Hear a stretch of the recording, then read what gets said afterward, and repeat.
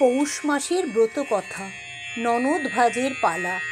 অবন্তী রাজ্যেতে ছিল বিধবা ব্রাহ্মণী, 5 পুত্র 1 কন্যা, অতি অভাগিনী।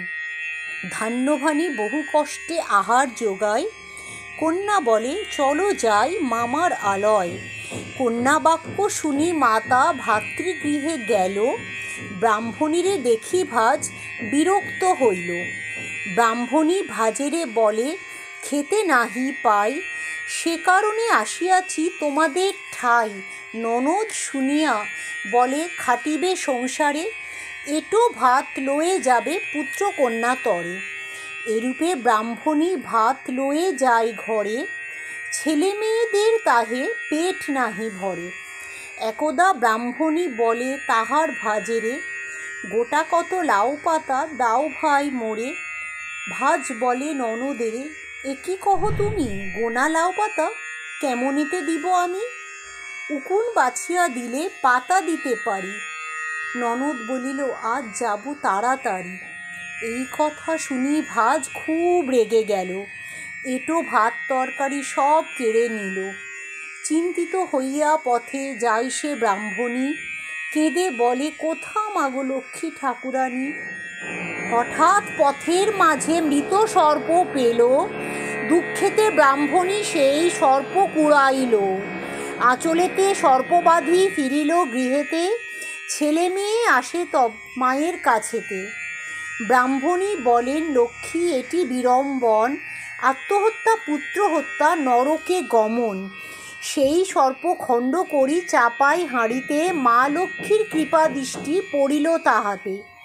সিদ্ধ হয়ে শোনা হয় পরে হাঁড়ি বেয়ে, ব্রাহ্মণী বিস্মিত হয় সেই দিকে চেয়ে। কিছু সোনা লয়ে গিয়ে বাজারে বেচিল, বিনিময়ে বহু অর্থ ব্রাহ্মণী পাইল। সেই দিন শুক্লপক্ষ আর গুরুবার, ব্রাহ্মণী ভক্তিতে পূজা করে লক্ষ্মী মার। পূজা শেষে প্রসাদ করিল বিতরণ, অবশিষ্ট লয়ে সবে করিল ভোজন। সোনা বেচে অট্টালিকা নির্মাণ করিল, ঘটা করি 5 পুত্রে বিবাহ সে দিল। 5 বধূ লক্ষ্মী সম আনিল গৃহেতে, কন্যার বিবাহ দিল রাজপুত্র সাথে।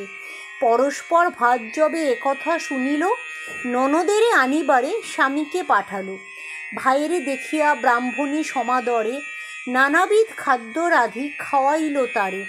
ভগ্নীগৃহে দিন কত করিয়া যাপন, ভগ্নীরে যাইতে গৃহে করে নিমন্ত্রণ। যাইবে বলিয়া ভগ্নী ভাইয়েরে কহিল, আনন্দিত মনে ভাই নিজ গৃহে গেল। ব্রাহ্মণী যাইবে খেতে ভাইয়ের বাড়িতে, বধূগণে জানাইল প্রস্তুত হইতে। দাস দাসী ঘোড়া পালকি সঙ্গেতে চলিল, 5 পুত্র বধূ লয়ে পালকিতে চাপিল। মণিমুক্তা অলঙ্কারে সাজি বধূগণ, শাশুড়ি সহিত সবে যায় নিমন্ত্রণে। অতঃপর ভাতৃগৃহে ব্রাহ্মণী পৌঁছিল, ভাজ আসি বধূগণে কোলে তুলি নিল। বিবিধ ব্যঞ্জন ভাজ করিল রন্ধন, সবারে খাইতে দিল করিয়া যতন।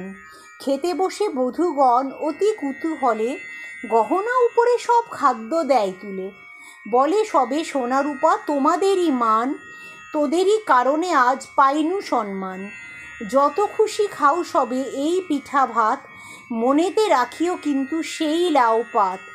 শুনি বধূগণ কথা ভাজ ব্যথা পায়, কি বলেছে বধূগণে জিজ্ঞাসা করয়। ব্রাহ্মণী ভাজেরে বলে ডাকিয়াছ যারে, বধূগণ খাদ্য দেয় সেই অলঙ্কারে। কথা শুনি ননদের ভাজ লজ্জা পায়, ক্ষমা করো দিদি তুমি ধরি তব পায়। ব্রাহ্মণী শুনিয়া তারে বক্ষী তুলে নিল, মহানন্দে একত্রেতে আহার করিল। ভক্তি ভরে প্রণমিয়া লক্ষ্মীর চরণে, পৌষের ব্রতকথা শ্রী শঙ্কর ভনে। ইতি পৌষ মাসের ব্রতকথা সমাপ্ত। জয়